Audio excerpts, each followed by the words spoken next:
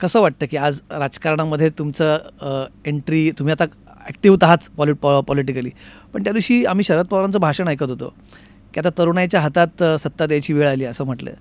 तुमचं तेव्हा पहिलं रिॲक्शन काय होतं? मी सर्वात आधी आपलं मनापासून आभार मानतो की तुम्ही या व्यासपीठावरती मला येण्याची संधी दिली आणि एकूण या व्यासपीठाच्या माध्यमातून ज्या काही माझ्या भूमिका असतील ते मांडण्याची संधी तुम्ही मला देताय, त्याबद्दल मी मनापासून आपला आभारी आहे. साहेब ज्यावेळेस खरं तर मला पूर्ण दिवस तासगाव तालुक्यामध्ये आणि कवठेमंकाळ तालुक्यामध्ये देत आहेत असं कळलं, त्यावेळेस मनापासून आनंद झाला. कारण मी शेतकरी मेळाव्यासाठी वेळ मागितली होती आणि अचानक मला फोन आला की साहेब सकाळी 9ला येतात.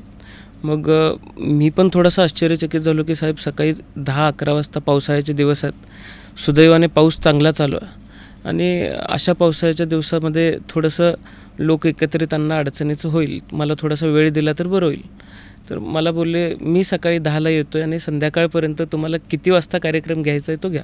एकंदरीत पूर्ण दिवस देत आहेत हे ज्यावेळेस लक्षामध्ये आलं त्यावेळेस मनापासून आनंद झाला. आणि ज्यावेळेस साहेब एकूण तरुणांना संधी देण्याची जी वाट बघत होते ती संधी माझ्या मते या विधानसभा निवडणुकीच्या माध्यमातून साहेब साधतील.